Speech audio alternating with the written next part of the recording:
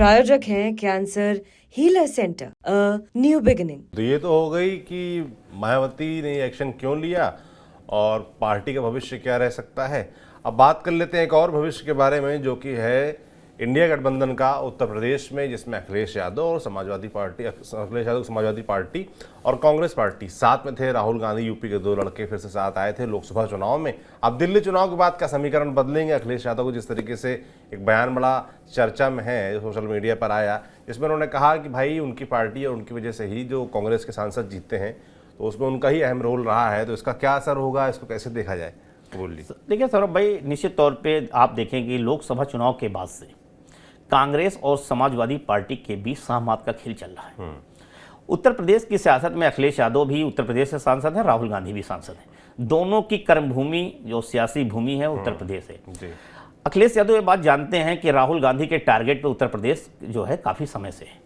2019 के इलेक्शन से आप पहले याद होगा, जब प्रियंका गांधी उत्तर प्रदेश सियासी लॉन्चिंग हुई थी, तो उस वक्त राहुल गांधी ने एक बात कहा था कि मैं उत्तर प्रदेश में प्रियंका गांधी को प्रभारी बना के भेज रहा हूं, तो मैं 2022 के लिए ही भेज रहा हूं, उससे या 2019 के लिए नहीं भेज रहा हूं, ये तो मैं 2022 के लिए भेज रहा हूं, उससे आगे की मुझे बहुत लंबी राजनीति उत्तर प्रदेश में करनी है।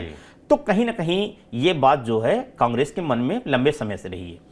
दूसरी बात यह है कि लोकसभा चुनाव में निश्चित तौर पर नतीजे आए हैं, जिसमें 37 सीटें समाजवादी पार्टी को मिली हैं, 6 सीटें जो हैं कांग्रेस को मिली हैं। कांग्रेस का कहना है कि जो उत्तर प्रदेश में समाजवादी या इंडिया गठबंधन का प्रदर्शन था, खासतौर से जो दलित और मुस्लिम वोट जुड़ा है, वो राहुल गांधी की वजह से जुड़ा है, जिसमें खासतौर से दलितों पे कांग्रेस का फोकस कि जो दलित मतदाता आया है सपा के साथ, वो राहुल गांधी के चेहरे पे आया है, राहुल गांधी के संविधान वाले नैरेटिव पे आया है, वो अखिलेश यादव की पीडीएफ फार्मूले के जरिए नहीं आया है। एक बात। दूसरी बात यह है कि भारत जोड़ो यात्रा के बाद जो मुसलमानों में खासतौर से कांग्रेस को लेके थोड़ा सा वो रहा, वो छवि बदली है। राहुल गांधी की इमेज थोड़ा सा मैच्योर हुई है। जिस तरह से वो बीजेपी आरएसएस पे आक्रामक हमले करते हैं, उससे मुसलमानों के बीच में एक पैठ बनी है। उसका एक वोटिंग पैटर्न दिखता है। आप देखेंगे कि लोकसभा चुनाव से पहले जहां जहां राहुल गांधी की यात्रा गुजरी थी, वहां कांग्रेस का प्रदर्शन बहुत अच्छा रहा है। यहां तक कि दिल्ली में एमसीडी के चुनाव में भी जिस यात्रा से रूट से दिल्ली से गुजरी थी, उस इलाके में भी अच्छा खासा वोट जो है कांग्रेस को मिला था।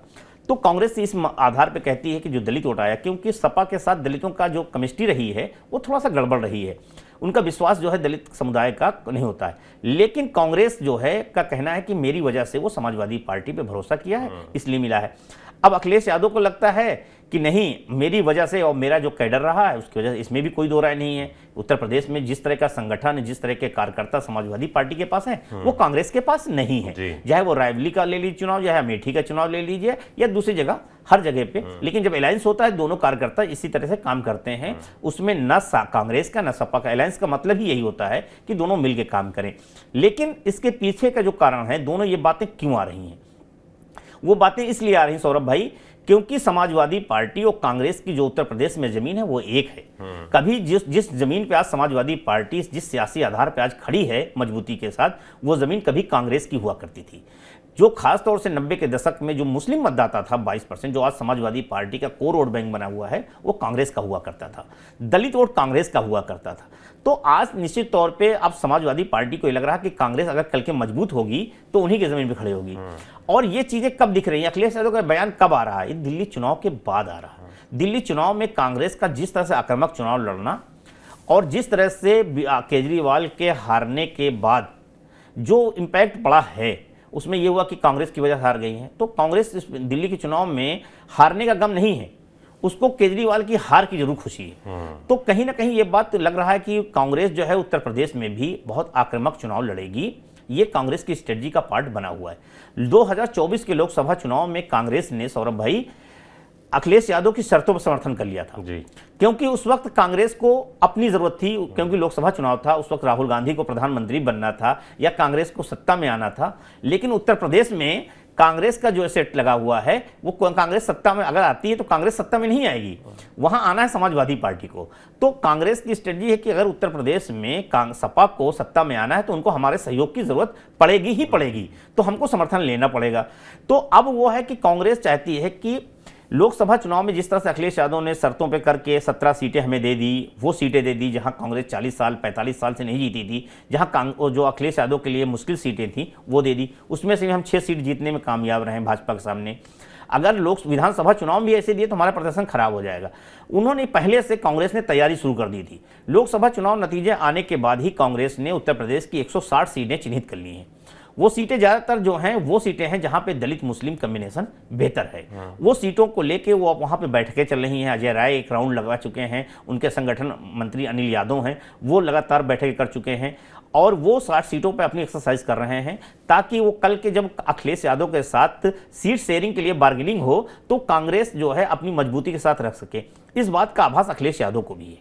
अखिलेश यादव इसीलिए ये बताना चाहते हैं कि उत्तर प्रदेश में आपका जो आधार है या लोकसभा में जो जीत के अहम कारण रहे हैं वो कारण जो है वो समाजवादी पार्टी की बदौलत रहे हैं, कांग्रेस के बदौलत नहीं रहे हैं। अगर कांग्रेस अपने ऊपर कॉन्फिडेंस कर रही है तो गलती कर रही है, आपको हमारी ही शर्तों पर रहना पड़ेगा।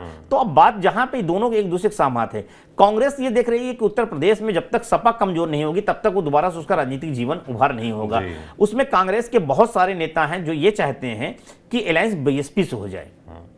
बीएसपी से अलायंस हो जाएगा तो कांग्रेस जो है समाजवादी पार्टी अलग थलग रहेगी और ट्रायंगल फाइट में दलित मुस्लिम केमिस्ट्री ज़्यादा मजबूत दिखेगी, क्योंकि 20% जो है दलित है और 20% मुस्लिम है, 40% हो जाएगा। 10% हमारा ब्राह्मण वोट है, 50% पे हम चुनाव लड़ेंगे। समाजवादी पार्टी की तरफ मुस्लिम न जाके फिर कांग्रेस की तरफ चला जाएगा और अगर कांग्रेस की तरफ मुस्लिम वोट जाता है तो सपा कमजोर होगी। जब आप कमजोर होगी तो कांग्रेस के उभरने के चांसेस ज़्यादा बन जाएंगे। ये कांग्रेस की मंशा है। अखिलेश यादव इस बात को बाखूबी समझ रहे हैं। अखिलेश यादव चाहते हैं कि अगर हम उत्तर प्रदेश में कांग्रेस को बहुत ज्यादा सियासी आधार दे दिए तो उनकी भी टेंशन हो जाएगी। लेकिन दिल्ली के चुनाव ने अखिलेश यादव की भी टेंशन बढ़ा दी है। कांग्रेस के हौसले बुलंद कर दिए हैं तो समाजवादी पार्टी के लिए टेंशन पैदा कर दिया है। इसीलिए दिल्ली चुनाव के बाद जो ये बयान है वो दिल्ली चुनाव के बाद का है। दिल्ली के चुनाव के बाद ही अखिलेश यादव कह रहे हैं कि अगर उत्तर प्रदेश में समाजवादी पार्टी की 6 सीटें आई हैं तो वो समाजवादी कांग्रेस की 6 सीटें आई हैं तो सपा के बदौलत आई है, सपा कार्यकर्ताओं की मेहनत की बदौलत आई है। यानी वो बताना चाहते हैं कि आज जो उत्तर प्रदेश में कांग्रेस है, जो 6 सांसद दिख रहे हैं वो सपा के सांसद हैं। इसीलिए राम गोपाल यादव के भी बयान आते हैं। आप देखिए पिछले दिनों आया था कि अरे भाई कांग्रेस के पास तो कैंडिडेट ही लड़ने के लिए नहीं थे, हमने कैंडिडेट दिया है, उसमें उज्जवल रमन सिंह का वो बात करते हैं। तो इस तरह से बात जो है की जाती है। तो मुझे लगता है दोनों के बीच बात 24 की हो रही है लेकिन निशाना 27 का लोकसभा विधानसभा चुनाव है। दोनों 27 के लोकसभा चुनाव को टारगेट में रख के अपने अपने एजेंडे सेट कर रहे हैं, अपने अपने नैरेटिव सेट कर रहे हैं। दोनों एक दूसरे के लिए सहमत का खेल खेल रहे हैं। लेकिन ये जरूर है सौरभ भाई कि उत्तर प्रदेश का चुनाव जो है कांग्रेस और सपा, क्योंकि सपा आप देखिए कि लोकसभा चुनाव के बाद कांग्रेस कहीं उपचुनाव नहीं लड़ती, सपा जहां जहां लड़ी है प्रदर्शन बहुत अच्छा नहीं रहा। तो अब कांग्रेस के पास कहने के लिए मौका लग गया है कि अगर आपके बदौलत हम जीते हैं तो आप जो है आप अकेले लड़के विधानसभा उपचुनाव में क्यों नहीं जीत पाते। मैंने जब बात किया था उपचुनाव हो रहा था सौरभ भाई कांग्रेस के नेताओं से, तो उनका लड़के देख लें अखिलेश यादव वो कितने पानी में है, क्योंकि अगर लड़ेंगे नहीं हारेंगे नहीं तो उनको हमारी ताकत का एहसास भी नहीं होगा। जी बिल्कुल, ये तो हो ही गया उपचुनाव वाला। उसके बाद दिल्ली का चुनाव हो गया जहां आम आदमी पार्टी ने कांग्रेस पार्टी से गठबंधन नहीं किया। अब तमाम जानकार गणित गुणा निकाल रहे बैठ के, उसमें समझ में आ रहा है कि भाई करीब 14 सीटें ऐसी थी जहां कांग्रेस ने आम आदमी पार्टी का खेल बिगाड़ दिया। गठबंधन रहा होता तो शायद सरकार बन गई होती। इस तरह के दावे किए जा रहे हैं। तो कांग्रेस अपना दांव खेल रही है और अखिलेश यादव ने पहले से वार करना शुरू कर दिया। तो देखने वाला होगा कि सियासी भविष्य क्या होगा, खासतौर पर 2027 चुनाव के मद्देनजर। लगातार हमारी नजर बनी रहेगी यूपी पर और लगातार यूपी से जुड़ी अपडेट्स आप तक हम पहुंचाते रहेंगे। आप देखते रहिए TV9 डिजिटल। शुक्रिया। प्रायोजक हैं cancer healer centre, a new beginning.